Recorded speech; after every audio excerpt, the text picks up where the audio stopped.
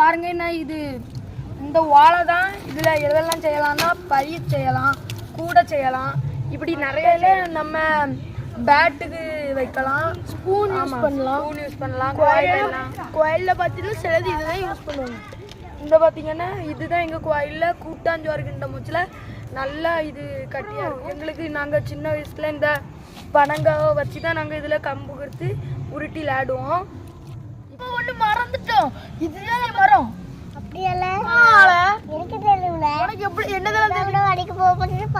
கடவுளா பாக்குறோம். இதை வச்சு செய்யற எல்லா பொருட்களும் வீணா போனதா சரித்திரமே ஜென்ரேஷனுக்கு கொஞ்சம் பேருக்கு தெரியும், அடுத்த ஒரு ஜென்ரேஷனுக்கு நிறைய பேருக்கு நம்ம சுத்தமா தெரியாது.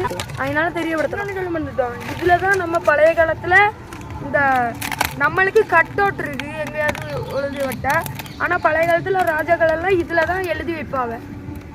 அடுத்த வீடியோ பார்க்கலாம். பாய் பாய்.